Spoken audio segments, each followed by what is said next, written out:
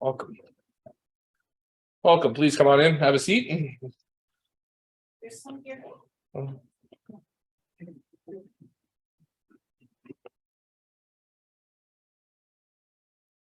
So again, it's my pleasure to welcome everyone here this afternoon. This is our third installment for lectures. Some of you may have been able to hear our first class given by our brother Chris that was entitled, "Is the World Out of Control or Fulfilling Bible Prophecy?" And then our second installment was back on October 2nd. And there we approached the question of the hope that everyone wants, and yet so few seem to know where to find. And this afternoon, we've got a very fascinating topic, and we've got a very fascinating man here, and our brother John Perks, who has joined us from the Ottawa area. And he's going to give us his class on his interpretation of atheism or a creator. Which one requires more faith? John, please. Thank you for that introduction. I don't know if I'm that fascinating, but the topic definitely is. And in your prayer, you mentioned that you've been discussing a lot of big questions. And I don't know if there's a bigger question that we need to ask. You know, is there a God or isn't there? Because there are significant consequences, not only for your future, but right now, based on how you answer that question. Is there a God or isn't there? And that's a bit of a provocative title, isn't it? Atheism or a creator, which requires more faith. It makes it sound almost like it's a contest. Who has more faith? Or maybe a lot of faith isn't a good thing. So, and I read a little bit of the discussion online, and I think that the question of what do we mean by faith is an important one to discuss first. What do we mean by faith? So the way we're taking this and what we mean by this is faith is a strong confidence in someone or something, a strong confidence in someone or something. So think of it this way. All of our homes are built on a foundation, and you have faith in that foundation that it's going to hold up your home. But if you decide to investigate that foundation, and you start to really look into it, like, what is my faith based on? I've never been in the basement. I've never looked at the walls. I've never investigated it. You know, what would happen if you started seeing some cracks in the foundation and maybe some water leaking in? And maybe some of the doors in your house don't quite open and close the way they used to. It might shake your faith, your confidence in that, and you may have to investigate. And what we intend to do this afternoon, you know, it's not set up as a debate. This is more of an inquiry, an investigation. And we intend to give atheism, that foundation of atheism, a little inspection. We're going to have a look at it. And we're going to see if it is as doubt-free as modern media would like you to believe it is. So perhaps a clearer title of what we're trying to get at this afternoon is atheism or a creator. Where should you place your faith? Right? Where should you place your faith? And another note, faith is not a bad thing. Okay, we place faith in everything. We place faith in other drivers when we're driving here and when we're going to drive home. We place faith in our colleagues. We place faith in this computer right now that it will maintain itself throughout this talk. In the Bible, it says this. It says, without faith, it is impossible to please God. Okay, so faith is not a bad thing. It's cherished in our Creator's sight. But when dealing with your life, you want to be very, very careful of what you're putting your faith in. And so today, what we're going to do is we're going to look at science. We're going to ask science, the compass of science, if you will, to help us investigate this question: is there a God or isn't there? And this is just science. We could very easily, and maybe this is something the Collingwood Christadelphians want to do. What does history point to? Does history point towards a God or no God? Does archaeology, does philosophy, You could look at art, the beauty in this world, and ask, does it point towards a creator or no? Oxford mathematician John Lennox, he gave this example just to bring across this idea. He called it Aunt Matilda's cake. So picture somebody makes a cake, Aunt Matilda, and you could go to science, and science could tell you, you could go to a chemist and they could tell you about the reaction. And as it started to heat up, they could tell you about the reactions. A biochemist could tell you about the fats and the proteins in the cake. A physicist might tell you about the fundamental chemicals and particles in that cake. And mathematicians could tell you about the density and the volume. But if you were to ask all those people, why was the cake made? Science would be silent. They couldn't answer that question. They'd have to go outside science. And it's an equally important question. You know, why is this world the way it is? Not just what's in it and all the particles. Why is it here? Nobel laureate Erwin Schrödinger. You may have heard of Schrödinger's cat experiment. He was one of the beginning minds on quantum mechanics. He said, science cannot tell us a word about beautiful and ugly, good or bad, God and eternity, although they sometimes pretend to answer these questions. So that's just one point. Yes, we're going to look at science, but that's not the whole story. The other point I want to make out very clearly is, you know, I am not a scientist. I am not in the labs. I'm not writing or reading the papers that are being developed right now. I'm a school teacher. But I think we all, I think I bring a unique perspective to this. My whole job is to make things simple, to get it down to its basics so kids will understand. So that's one thing that you're going to notice about this. I'm going to try to get it down to the very basics and ask some very simple questions. But we're all fortunate that the leading scientists, the leading thinkers on both sides, atheistic side and the creationist side, love to debate these topics. And they have written books on these topics. And we can read and we can listen and we can meditate and think about these things.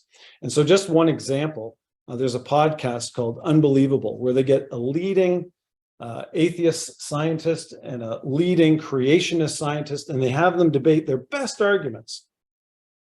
And you know what? There's no slam dunk argument. The Christian believers are still Christian believers at the end, and quite often the atheist believers are still atheists at the end.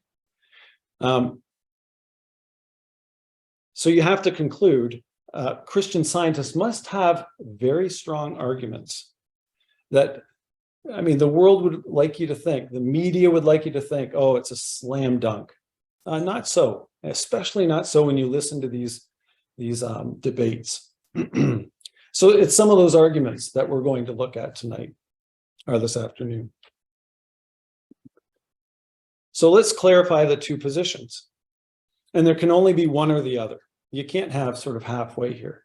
And it's a very simple question, something we could have, 10-year-olds in here, and we could ask this question. Either there is intelligence and purpose behind everything, the workings of a God, or there isn't. And this is what is called atheism. Sometimes it's called naturalism. There's different words for it. But atheism has asserted that the universe, the world, everything in it came about by a random, mindless, unguided process. And the word process, there could be argument about that word. Accident might be something more appropriate. But keep those thoughts in mind. Either it is from an intelligent mind, or it is a random, mindless, unguided process. And that's what the atheists would say. Those are the words they would use to describe their belief. And so here's our journey for today. We're going to look at Neo-Darwinism. It's something that I think we have to touch on. We'll put it to some scrutiny, and see if it can bear the expectations that are placed upon it.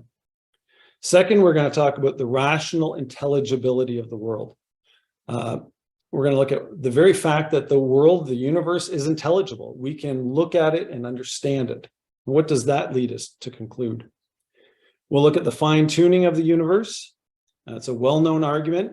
And finally, we'll look at information-rich biology. So that's our journey for today. So let's get into it. Neo-Darwinism. So in 1859, you all know, Darwin wrote on the origin of the species. And in a nutshell, he claims that natural selection is the creative force behind all species on the planet. So it gave atheists their how. Okay, I don't believe in a God. Well, how did all this come about? Natural selection. We've got it now. Okay. And since 1859, it has become, I would say, a sacrosanct theory beyond scrutiny. Okay. Scientists like Richard Dawkins, who you'll hear quite a bit this afternoon, he calls people who don't believe in Darwinism ignorant, stupid, and insane. Nobel laureate Christian de Duve said, you must not question evolution, which doesn't sound like a very scientific statement. Daniel Dennett, he's an American philosopher, he said, people who don't believe in evolution and Darwinism are inexcusably ignorant. So there's a meanness, there's a nastiness that arises. In the late 1990s, there was a paleontologist from China, Wan Chen, who came over, and he had some discoveries with paleontology, the artifacts he was finding, and they questioned popular Darwin theories, and he presented them in the US, and he was met with a lot of criticism, a lot of silence. People didn't like what he was saying. And so he said, you know, in China, you can criticize Darwin, but not the government. Mm-hmm. In the US, you can criticize the government, but not Darwin. And we have to ask, why is that? Why won't scientists let science question one of their scientific theories? And I think it's very clear. I think Darwin, his evolutionary theory has become a faith-based religion, to be quite honest. And I'm not the only one who thought that. Michael Ruse, who's a philosopher, he said, for many people, evolution has played the role of secular religion. So they even have, sort of counterposed to Christmas Day, they have Darwin Day, where they'll give presents to one another and things like that. Karl Popper, a scientific philosopher, he said, a scientific theory may become an intellectual fashion, a substitute for religion, and entrenched in dogma, adding, this is certainly true of evolutionary theory. But just keep in mind, this theory came about in 1859. So if someone were to ask me, John, do you believe in evolution? I would probably say, well, what do you mean? Because there's different meanings for evolution. So let's just quickly go through these. First, change or development. So we may talk about the evolution of a car, you know, from the early 1900s to the early 2000s. Yeah, there's been an evolution in the car. You can see the changes, or an evolution in a river, and you can see how the river has changed. So yes, I would agree with evolution in that sense. Things do change, either by human interaction or by some natural forces. Microevolution. Yeah, I believe in microevolution. I think it's hard to deny. We have a variety of different types of people in here. Clearly, we're not all the same. COVID, the virus COVID is an example that it's modified itself a little bit, but it's still a virus, right? It hasn't changed into something else. It's still a virus. So there's these micro changes that I would agree with within a set limits of a complexity. It's not becoming more complex. Artificial selection is another word that term that might come up when you hear about evolution. And this is the idea that sometimes farmers will start playing with plants and animals, and you know, these breeders will bring about changes. And you think about grapes. I remember when I was a kid and you'd eat a grape, there were seeds in it and the skin was thick. And nowadays you can get grapes and there doesn't seem to be any seeds in it, and they're huge, and the skin is thin. And Darwin thought, well, if humans can do that to animals and plants over a short period of time, natural selection can do that over a huge period of time.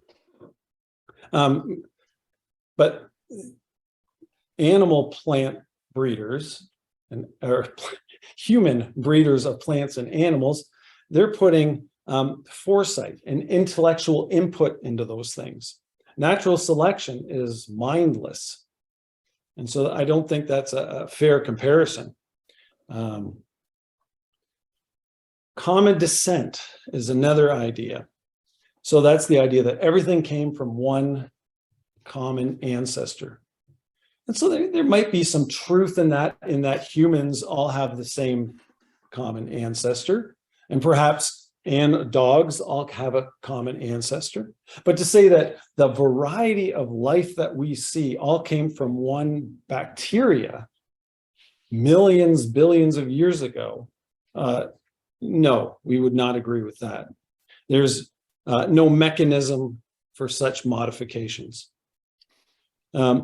Molecular evolution. This is attempts to suggest that evolution has something to do with the way non-living things became living.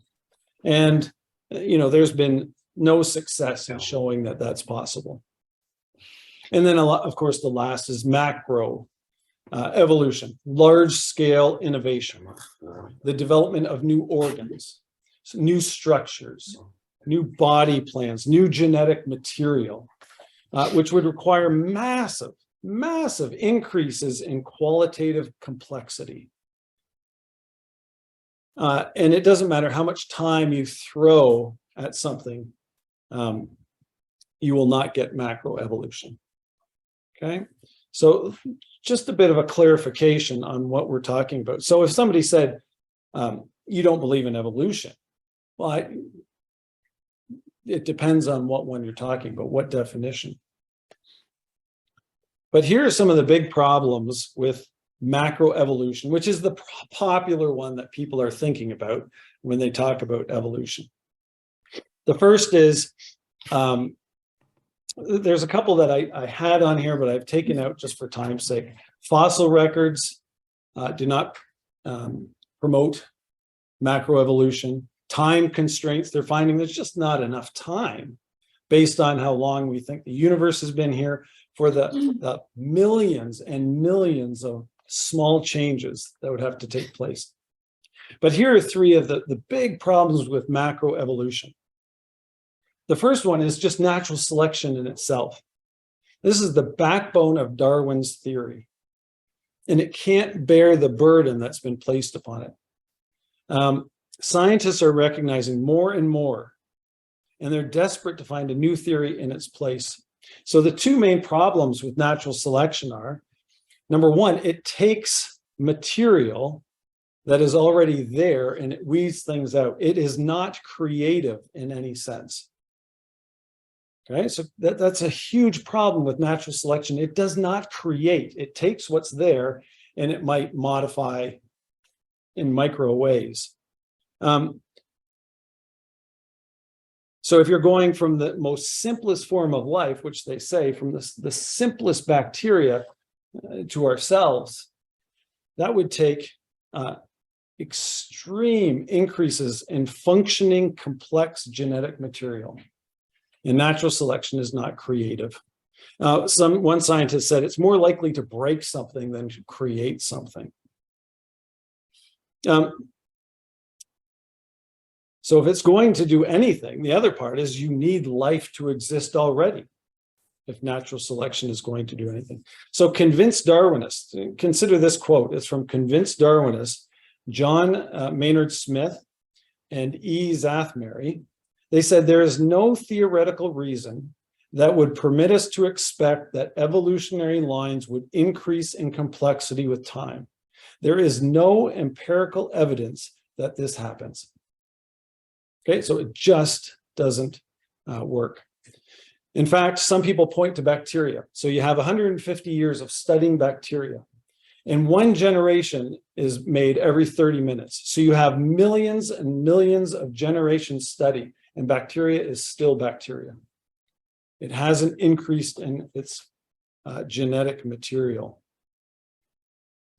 So the second problem is foresight. So foresight is the ability to predict what will happen or what will be needed in the future. Foresight requires a mind. So this is a very popular idea from chemist Marcus Eberlein out of Brazil. He's a world-renowned chemist. And he gives the example of Henry Ford. And he's designed a car that's going to move people at good, pretty good speeds. And his foresight, he said, okay, this mechanism is going to come up to obstacles and it needs a steering wheel. Okay, so he put in a steering wheel mechanism. And he also had the foresight to say, okay, we're going to have to be able to stop this thing as well. So he put in brakes. So that's an example of foresight. It takes a mind, it takes engineering. Well, biologists see this idea of foresight all the time. Every creature has some degree of purposeful design, things that will help it solve problems that it could not have had the foresight to know about. Dawkins himself says, biology is the study of complicated things that have the appearance of having been designed for a purpose. Let me give you one example of foresight. So I know growing up, if somebody got appendicitis, what would they do? They'd go in and they'd cut it out.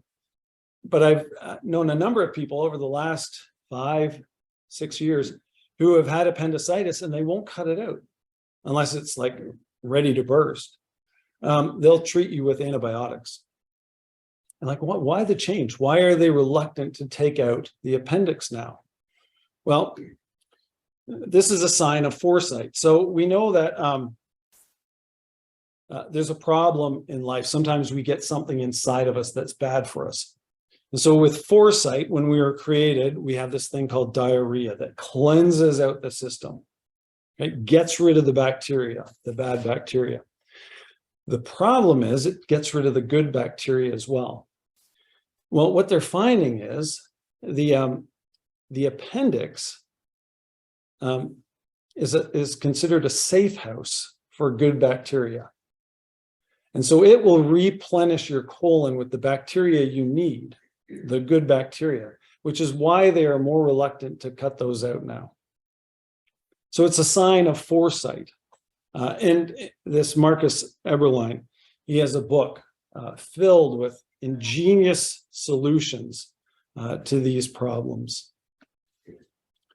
The last one we want to talk about, problem with Neo-Darwinism, is this idea of irreducible complexity. It's the all or nothing. So there are things in nature that would not work unless it had everything. And even Darwin recognized this problem. And he said, if it could be demonstrated that any complex organ could not have been formed by numerous successive slight modifications, his theory would break down. Okay, so in other words, if the thing that we see in nature needed complexity at the beginning and wouldn't have worked without that complexity, then the theory of evolution, the natural selection would break down. And so there's a biochemist named Michael Behe who has many of these molecular machines that demonstrate this all or nothing, this irreducible complexity. And so here's just a popular example he's put forward. This is the flagellum on a bacteria. It's the little thing, the little tail that allows it to move. It's made up of 40 protein parts. It has a rotor, it has a stators, it has the bushings, a drive shaft. It can rotate. I read 18,000 RPM. I read somewhere else 100,000 RPM. And just look at it. This is on the left is more of a molecular look at it. On the right is what an engineer would see. It'd be like an engineer's diagram. Look at all the parts. And if any of those parts is missing, it won't work. And so why would something so small, and I forget the number, I think 35,000 of these would fit on the head of a pin. These are extremely small, and yet so complicated. Now, why would a bacteria, without foresight, without purpose, without a mind, develop, let's say, with only 38 proteins, and there's a couple parts missing, it doesn't work. Why would it continue to have slight modifications to develop something this complicated? It's all or nothing. It had to be there right from the beginning. Here's another one that's coming out more recently. It's called bacteriophage. Has anyone ever heard of these? A bacteriophage, really they're phages. They're a cross between a lunar lander, a cruise missile, and an EpiPen. So a phage can be described as a specific type of listen to these words. This is from Helen White and Elena Orlova, who wrote a book called Bacteriophage.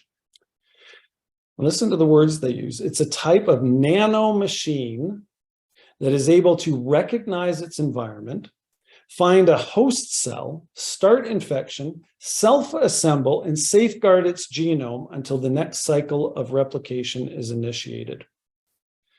Okay, so as we look at things with these more and more powerful microscopes, we're finding things don't get simpler as they get smaller. They seem to be getting more and more complicated.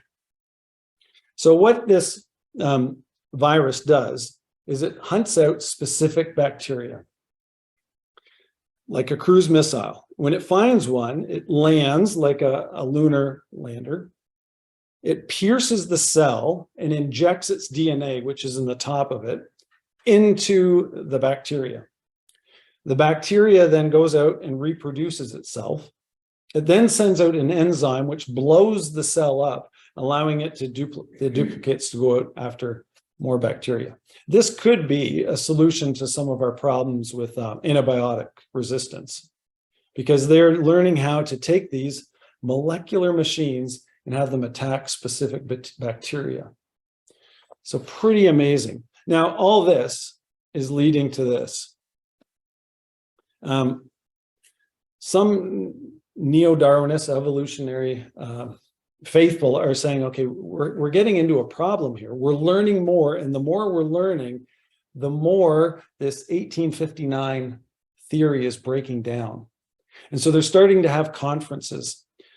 This one is called Potential and Limitations of Evolutionary Processes.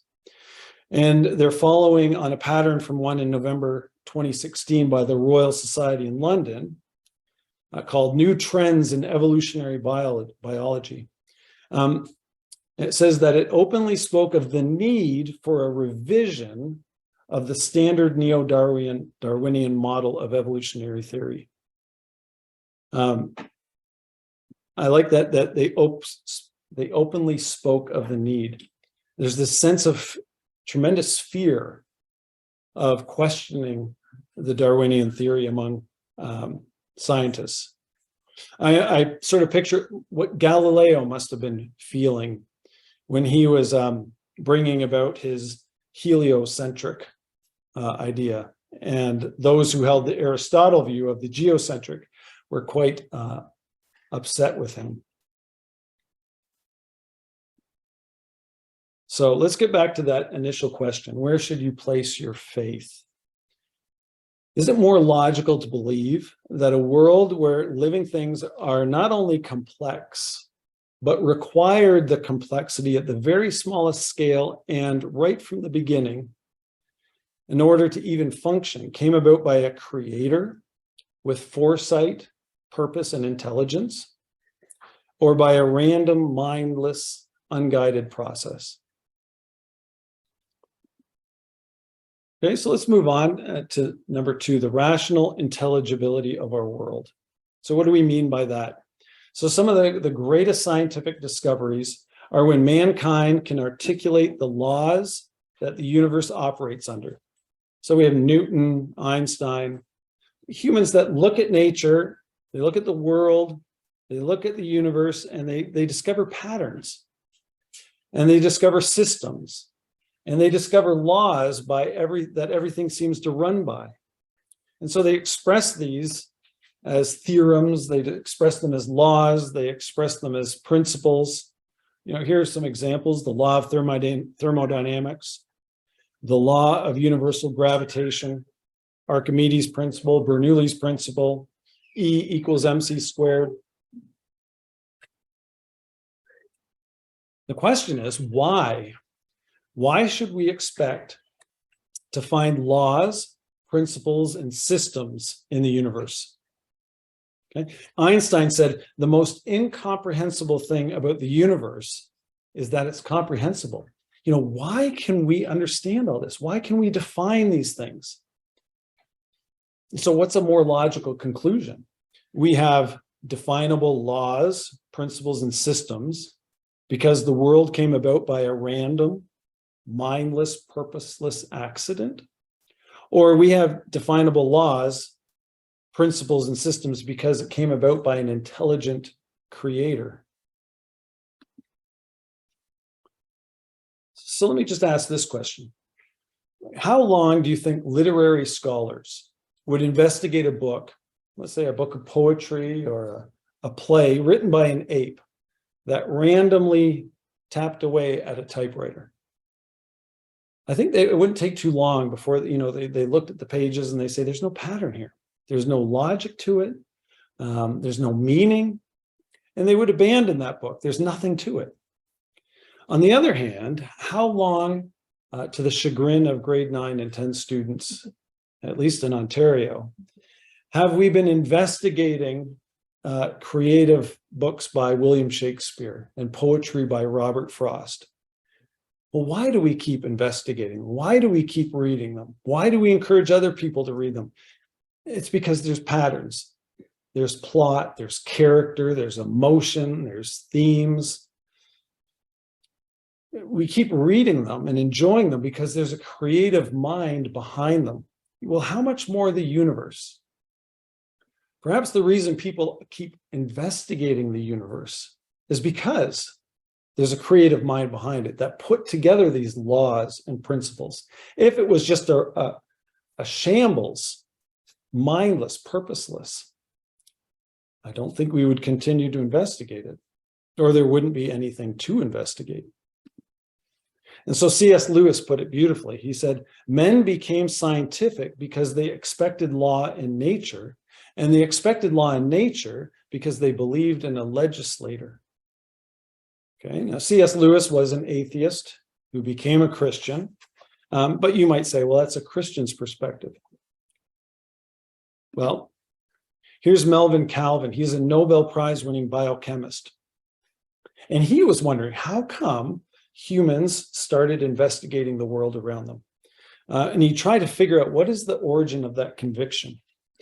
And he came up with this, that the universe is governed by a single God. This is why people started investigating, that the universe is governed by a single God and is not the product of the whims of many gods, each governing his own province according to his own laws. This monotheistic view seems to be the historical foundation for modern science. Okay, so his conclusion is modern science had its beginning because people believed in one God with one set of laws, and they expected to find that.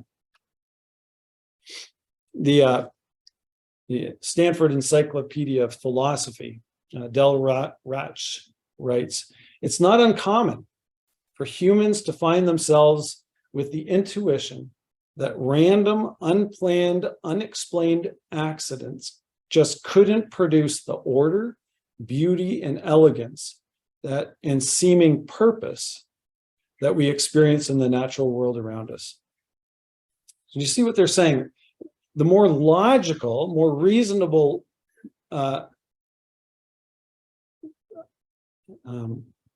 it's more logical and reasonable to look at all the order around us, not only in the vast, in the universe, but in the minute, and conclude there's a creator behind it all. Now, that doesn't prove there is a creator, But it does seem to say it's less logical, at least. It's less reasonable to look at the beauty, the laws, the processes, the systems, and see a random, purposeless, mindless accident. And so when you look at history, you see the great pioneers of modern science. They had God as their inspiration for their science. In fact, over the main entrance, which is what that photo is of the Cavendish Laboratory, the home of the Department of Physics at the University of Cambridge, there's an inscription above the door, and it says, "Great are the works of the Lord, studied by all who delight in them." One more thing just before we leave this argument is there's this bafflement that physicists feel. Why can the world be explained mathematically? It just doesn't seem to make sense. And here are some very famous physicists who commented on this. So Eugene Wigner, he's a Nobel laureate. He's an atheist. He committed treason to atheists because he expressed gratitude that mathematics has a link to physics. He said there's no reason they should be connected. Here's what he wrote. "The enormous usefulness in mathematics and the natural sciences is something bordering on the mysterious, and there's no rational explanation for it. It is an article of faith." Okay. Sir Roger Penrose, once again, he's an agnostic. He says, "It's hard for me to believe that such superb theories could have arisen merely by some random natural selection of ideas. There must be, instead, some deep underlying reason for the accord between mathematics and physics." Listen to those words, mysterious, deep underlying reason. They say it requires faith. But faith in what? Does it require this connection between mathematics and physics and all these laws? Is it a faith in a random, mindless accident? Or is it faith in a great mind? I mean, what do? We give Nobel Prizes to people who can not create these things, just define them. How much more praise and glory for the one who invented these things and brought them into creation. So once again, we come back to this simple question. In a world full of discovered and articulated formulas, laws, and patterns, does that point to an intelligent creator who instituted them? Or does it point to a random, mindless, unguided process? Which one requires more faith? Okay, we'll go to step 3 in our journey. The fine-tuning of the universe. And this is the idea. If you've ever done any research into atheism and I believe in an intelligent designer or creator, this is a very popular argument. This is the idea that the fundamental forces that allow us to live, to life on Earth, are amazingly and intricately and delicately balanced, sometimes referred to as on a knife edge, in order to sustain life. They're so precisely fine-tuned that it leads many to conclude that the universe appears to have been designed specifically so that life could be here. Okay, Stephen Hawking, we all have heard of Stephen Hawking. He said the remarkable fact is that the values of these numbers, these finely tuned metrics, the constraints of physics, he said they seem to have been very finely adjusted to make possible the development of life. When these atheist writers and scientists talk about it, they use things like seem to have been. They're unwilling to admit what science is clearly putting before them. So this merits very serious consideration. Here's a chart. And I know this breaks all the rules of PowerPoint because there's so many small things up there. This is from Jay Richards. It's a list of 22 elements that are finely tuned. And it's not a complete list. I've seen other writers say there's 40, there's 60 fine-tuned. But what I want to look at is just how finely tuned these things are.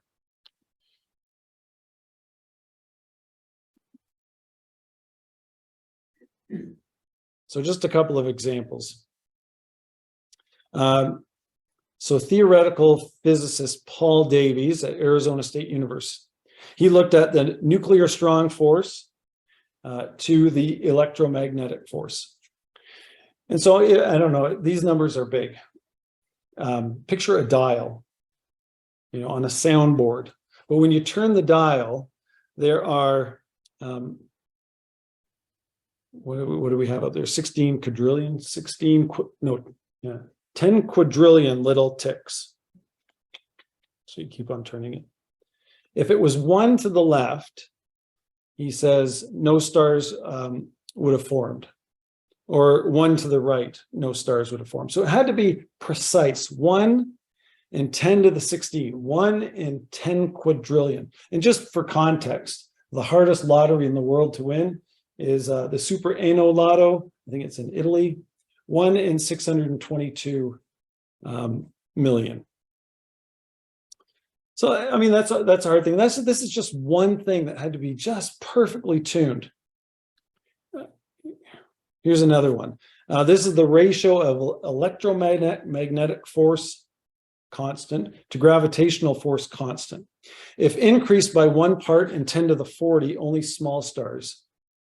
If decreased by 1 in 10 to the 40, only big stars. And so astrophysicist Hugh Ross tried to come up with an illustration of how rare, the impossibility of this. And so he said, picture a stack of coins covering the United States, actually covering North America, he said. And that those stacks of coins that cover all of North America are reaching up to the moon. Okay, and one of them is painted red. And then he said, oh yeah, picture a billion other North Americas all covered with stacks of coins, all reaching to the moon. One of them is painted red. Blindfold somebody and ask them to pick out one coin. That's the chance of this type of fine tuning. Like fine tuning isn't a big enough word to describe how rare this is. And it's not just one element. The one author wrote there's 22 of these, all having to be perfect. Other people have said there's 40.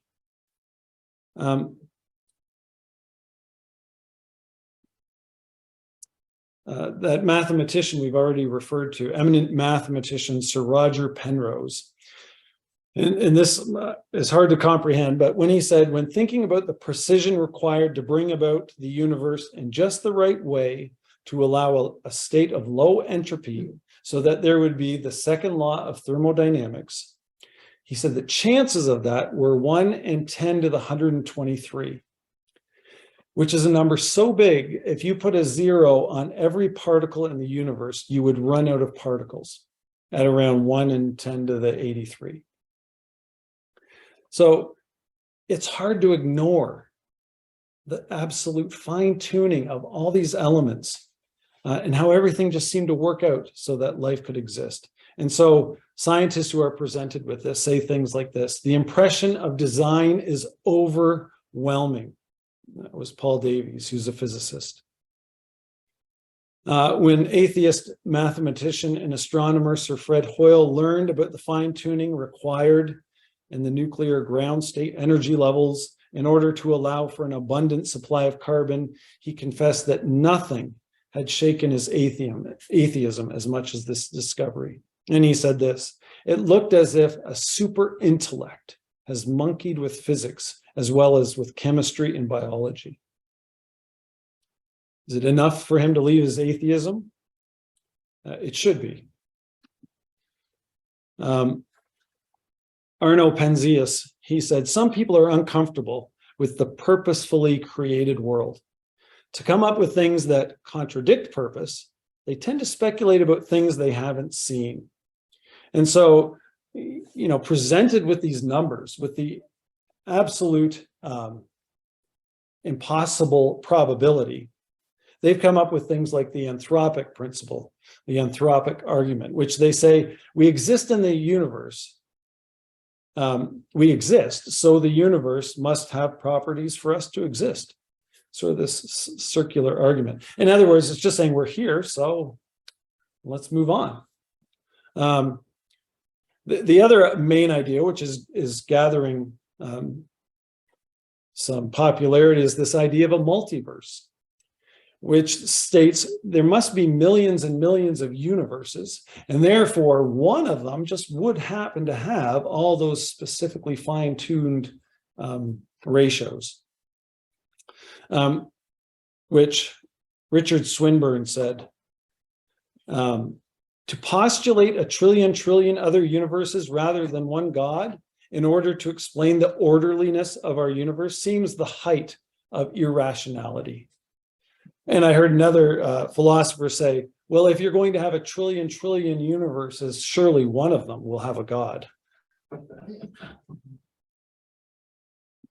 And so what is more logical to believe? That in a world that requires precisely, and once again, that's not a big enough word, a precisely tuned characteristics and features, that it points to an intelligent creator who instituted them and just fit it perfectly so we could live? Or do these precisely tuned characteristics and features point towards a random, mindless, unguided accident or process? Which one would require more faith? Okay, on to our final stop.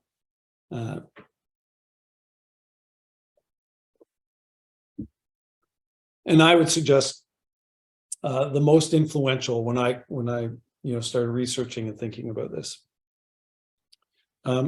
Let's say you were on a walk with your family and you came across this rock. What would you infer? Would you say, wow, that's some random, accidental, mindless, natural process that etched those little symbols into that rock? Or perhaps you would say, I think I see some intelligence in that. It looks like somebody has scratched in a couple of symbols. And then maybe you would begin to say, who did that? And what do they mean? And why would they scratch those symbols on a rock? Is this money? Is this a way of communicating? And if you thought it was a random, mindless thing, would you pick it up and just throw it? Well, there's no reason to investigate it. It's just a natural process. What about this? Have you heard of SETI, S-E-T-I? It's the search for extraterrestrial intelligence. And they were asked, what is your criteria? So they've got these satellites and microphones, and they're listening for something in outer space. They're searching for extraterrestrial, for intelligence outside of our solar system. And they state they're looking for and listening for laser flashes and techno signatures. They're listening for a pattern. Basically, they're listening for a pattern of sound or of sight. In fact, July 13th of this year, there was a clear and periodic pattern of fast radio bursts. And so, they get interested, they get excited. And this is regarded in the legitimate scope of scientific inquiry. Okay? They're given millions of dollars each year. Carl Sagan said it would take one single message to convince us that there's intelligence in the universe. One single message. What about this? These 4 letters, exit. Do you infer intelligence behind these 4 letters? Of course you do. There are 4 letters. They're sequenced in a certain way to convey an important message. The little arrow as well, that if something bad happens in here, this is the way to get out. So think about this. Some scratches in a rock, looks like intelligence. Pulses, one message, pulses or light pattern, intelligence. 4 letters sequenced in a row to bring about a message. We infer intelligence, don't we? What about this? DNA, 3.2, and that's the low estimate. Some are say 3.5 billion. 3.2 billion letters long, sequenced perfectly so that life may exist. The information content of DNA is fundamental to life. It's not living itself, it's just a set of instructions. And they're needed for and used by the cell to build functional proteins out of amino acids. There are 3.2 billion letters that make up the human genome. E. coli has about 4 million letters in a row, which would be about 1,000 pages in a book. So 1,000 pages of perfectly sequenced letters, information, so that E. coli can reproduce and build itself. Humans, the human genome, 3.2 billion, which is like a whole library of information. Do we see intelligence there? Scratches in a rock, intelligence. Blips from space, the assumption of intelligence. 4 letters and an exit sign, we say it's intelligence. 3.2 billion perfectly sequenced letters in a row for the human genome. The instructions for life, intelligence, or a random purposeless accident. Like, come on. Where did this information come from? It's even called the genetic code. All scientists happily talk about the living cell as an information processing machine. Bill Gates said, this is very similar to software code, only much, much, much more sophisticated than anything humans have ever produced. And people might argue whether Windows is intelligently designed or not, but and it's not just the sheer quantity of intelligible information. It's the way it's transcribed that just boggles the mind. The two that discovered the double helix, Francis Crick and James Watson, they're both devoted atheists, and they discovered this. And here's what Francis Crick said: the origin of life seems almost to be a miracle. So many are the conditions which would have had to have been satisfied to get it going. James Watson, his partner, was questioned on this, like, how do you get 3.2 billion letters? And he said, it happened, and refused to talk about it any further. I think Dawkins would call that lazy science.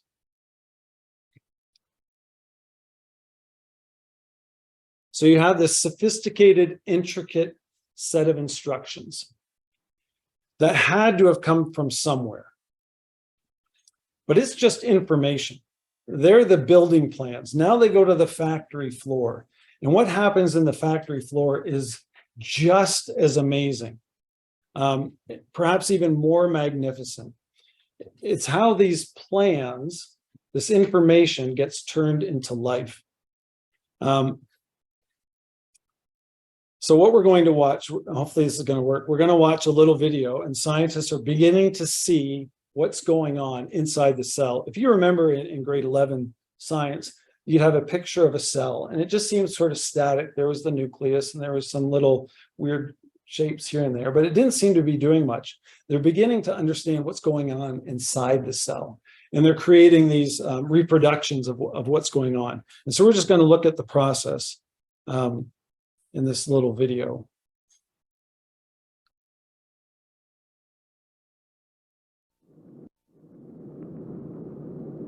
What you are about to see is DNA's most extraordinary secret: how a simple code is turned into flesh and blood. It begins with a bundle of factors assembling at the start of a gene. A gene is simply a length of DNA instructions stretching away to the left.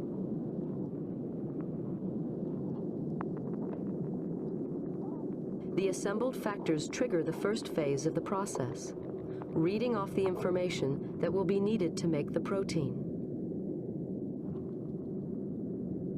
Everything is ready to roll. 3, 2, 1, go. The blue molecule racing along the DNA is reading the gene. It's unzipping the double helix and copying one of the 2 strands.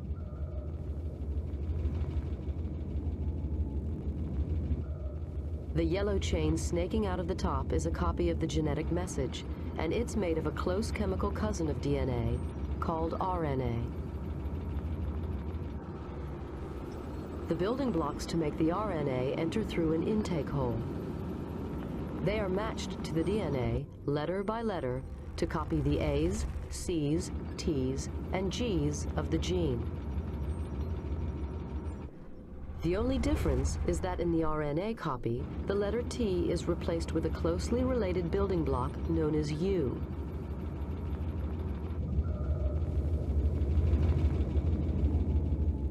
You are watching this process called transcription in real time. It's happening right now in almost every cell in your body.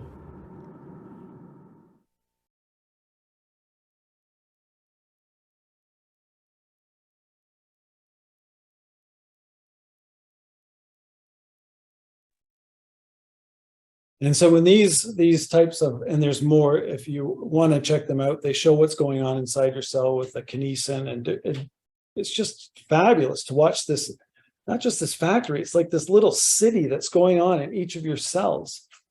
And as each cell separates, the process that's going on, extreme levels of intelligence to bring this about.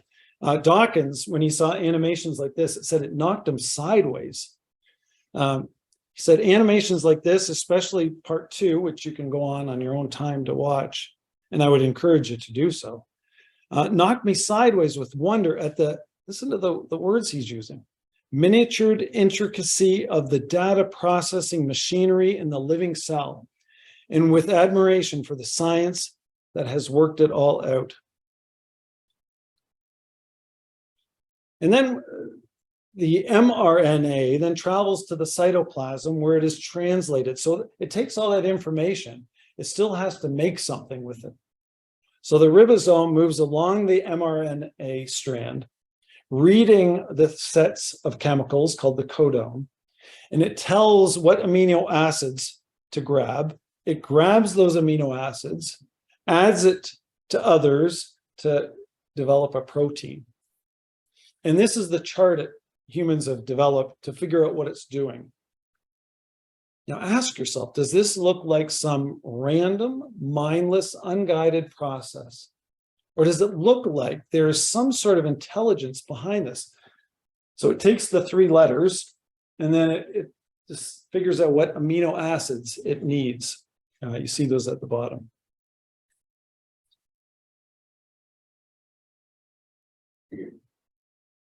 So this is what Oxford mathematician John Lennox says. He says, the very nature of the complexity of organisms, the nature and extreme sophistication of their protein machinery, the coding they contain, their capacity to use programmed information, etc., is piling up evidence that there is a mind behind life.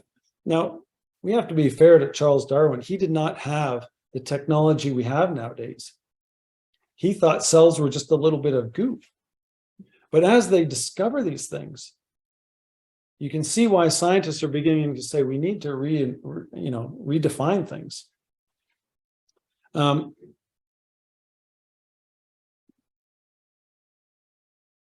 investigating this complexity, evolutionary biologists Maynard Smith and Zathmary, which we've referred to earlier, had this to confess. The existing translational machinery is at the same time so complex, so universal, and so essential that it is hard to see how it could have come into existence or how life could have existed without it.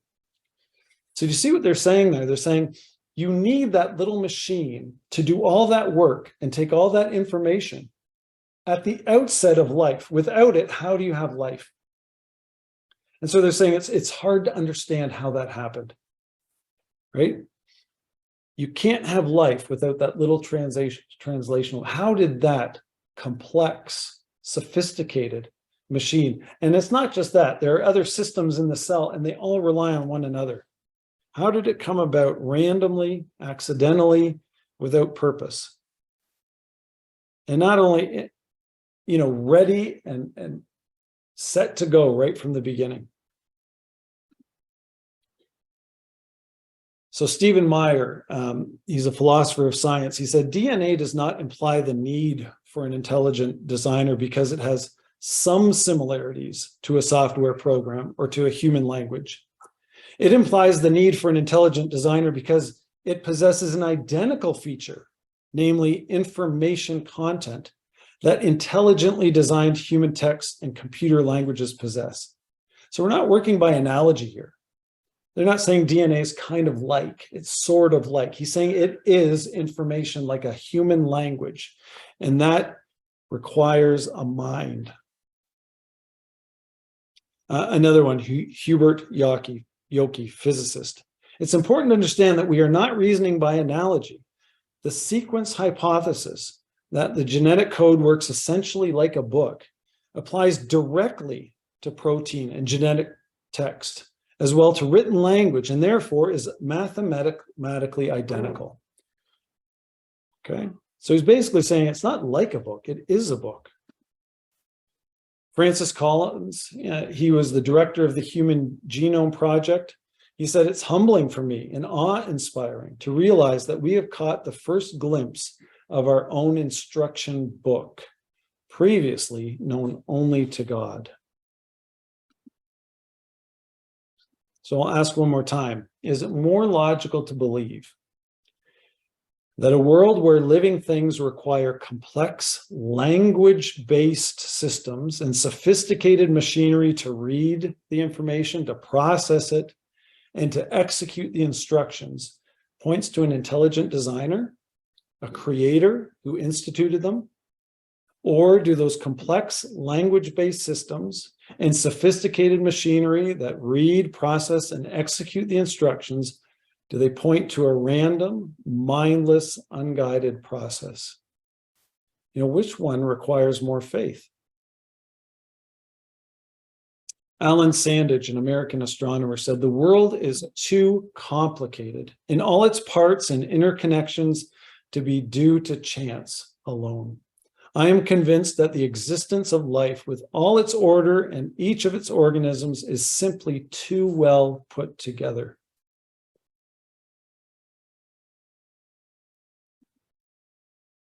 And so that's we're coming to the end of our journey.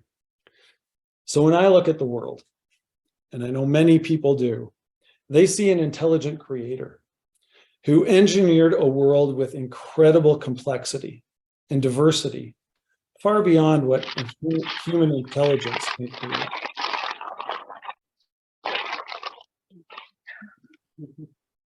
I see it. I don't know what that is.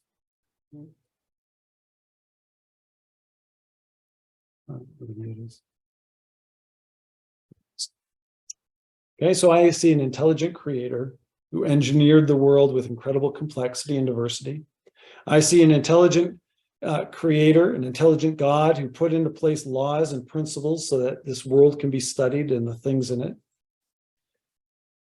I see an intelligence that had the fine-tuning and the foresight to know what we needed to exist in this world.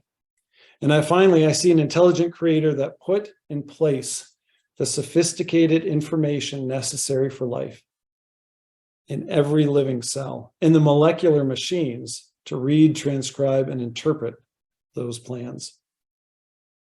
And I'll be honest, I do not see any way all of those things could have come about by a random, unguided, mindless process. It just doesn't fit. I'd have to say I don't have that much faith. So we have to wrap up, but I have one question for those online and those here. If you are an atheist, and you're trying to convince people to join your understanding of the world, what is the motivation for you? What is the motivation for others to become atheist? Dawkins said this, He said, the universe that we observe has precisely the properties we should expect if there is, at bottom, no design, no purpose, no evil, no good, nothing but pitiless indifference. Is that what you're calling me to? A world that has no good, no evil, pitiless indifference, no meaning to life. Think about the consequences of a world that claims that there is no good and no evil. When you watch the news next time, tell yourself there's nothing good, there's nothing evil. See if that's a convincing argument.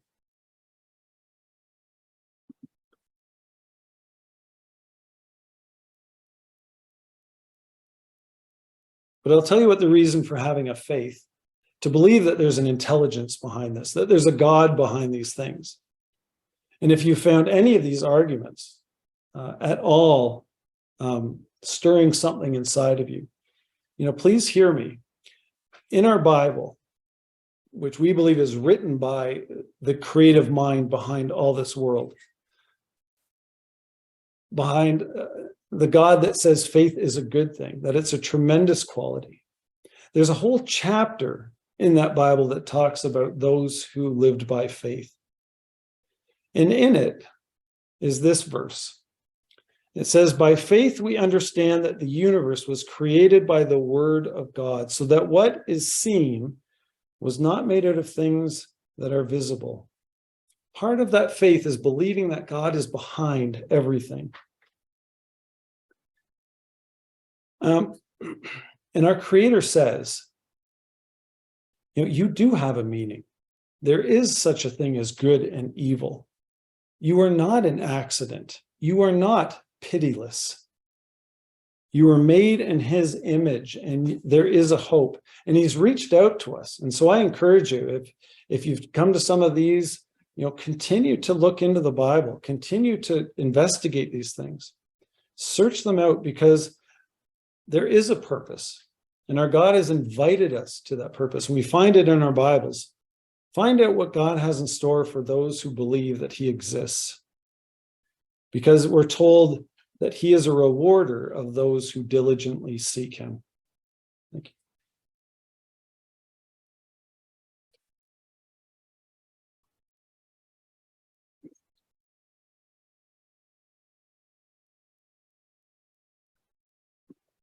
Thank you very much, John, on behalf of everyone here. That was a fascinating and thought-provoking presentation.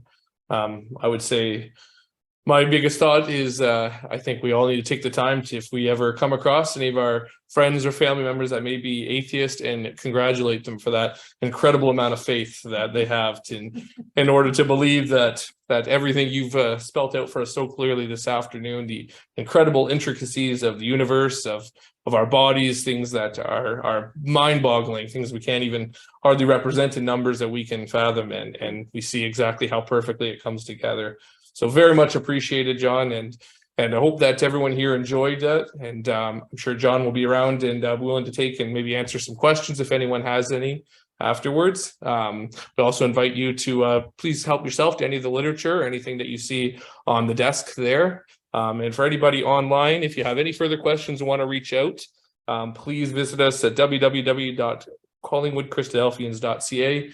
We would love to see anybody else out in person if you live here in the area at Holiday Inn, where we meet here weekly. And for anyone who wants to reach out to us online, we would love to continue the fascinating discussion that John has started for us this morning or this afternoon. So we're going to close this afternoon presentation with